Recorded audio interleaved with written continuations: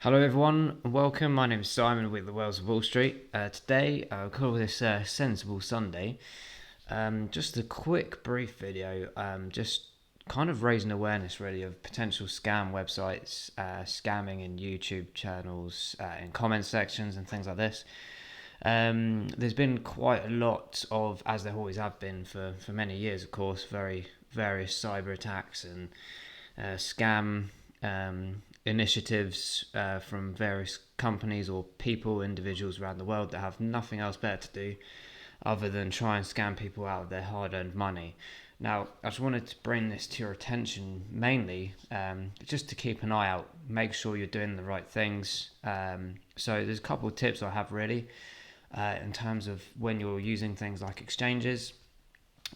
Always double check or triple check, in fact, the URLs, especially if you're obtaining a link from perhaps an email or something like this. Now, generally speaking, obviously when you're signing up to these kind of accounts, of course, there's quite a ruthless, initiative to how you set up.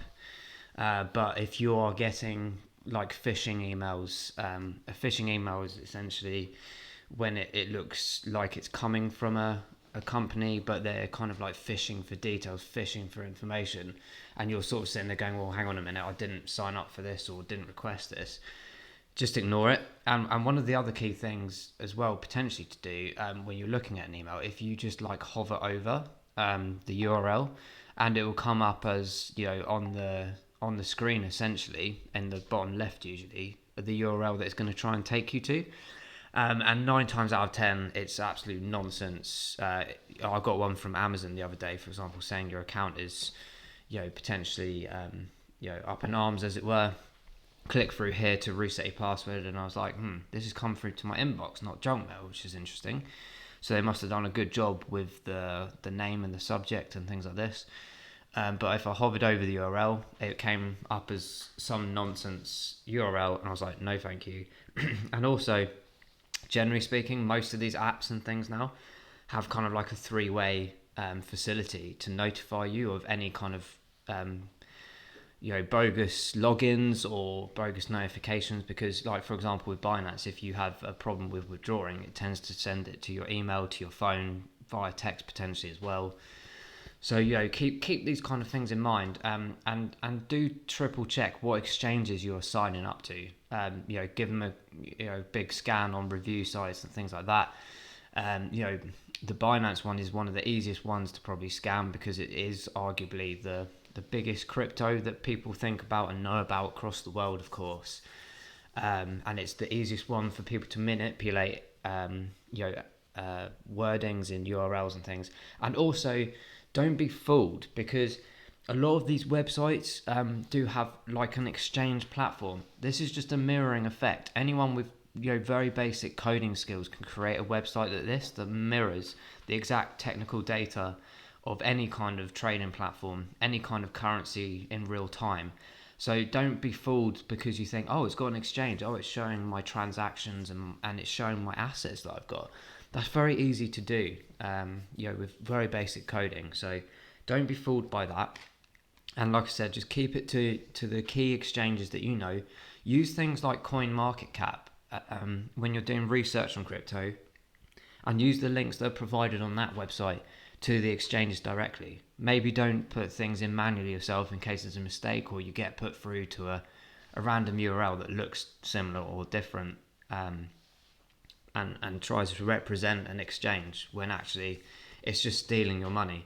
And be aware as well of people like on WhatsApp. You'll see in a lot of the YouTube channels and things like this, where within the comment sections you've got people like saying, oh, message this WhatsApp number, blah blah blah. And that's the same principle as well with these fake exchanges. They'll give you like contact details of people, and you'll see the numbers come up from like Sweden or this, that, and the other. I mean, obviously when you're in Sweden it makes more sense, but when you're in the UK and you've got people calling you up from, Zanzibar and Sweden and things, you're sort of like, hang on a minute, and their names are like Joe and Bob and whatever else they want to throw at you, and then the names change, they don't answer the phone. So I've seen people have this experience, and it's really unfortunate because they put hard-earned money in there, enticed into an exchange that looks real, but it's not.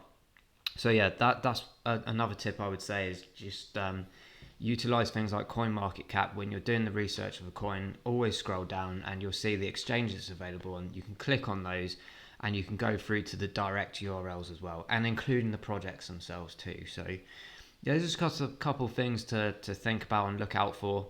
Like I said, another big thing is in YouTube comments. People trying to throw out WhatsApp numbers, and then you get all these bots. Like all of a sudden you'll see a comment with like 50 likes on it, and people commenting with, oh yeah, this Dave person's been a fantastic trader for me, this, that, and the other, blah blah blah.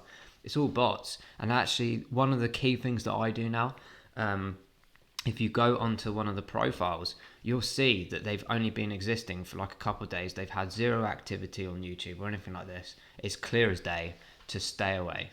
I know that rhymes. Maybe we should use that as the title. But yeah, I think just keep an eye out. I just wanted to bring this to your attention. Don't get hit by scams. Be really sensible. This is your money. Do your research and just triple, quadruple check that you're doing the right things.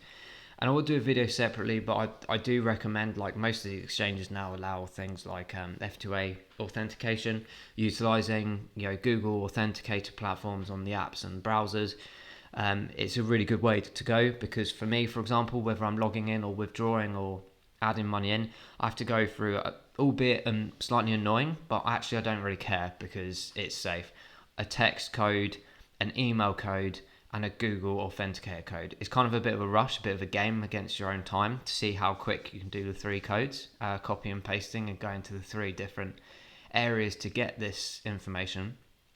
But at the end of the day, I don't care, because it's just giving that extra bit of protection, making sure your SMS notifications are on and things like that. So when you do withdrawals, you know that it's definitely done, so you get the notifications, but also any suspicious activity being aware of, because obviously whether you've been on there or not at that particular time, and you can decide whether that was you or not. So all these good features are in the good exchanges. If they're not on there, I'd stay away, because at the end of the day, crypto is a risk. The regulations aren't there still. Some of them do have insurance in place, but I'm telling you that it'd probably be quite difficult to have those conversations and prove things, this, that, and the other.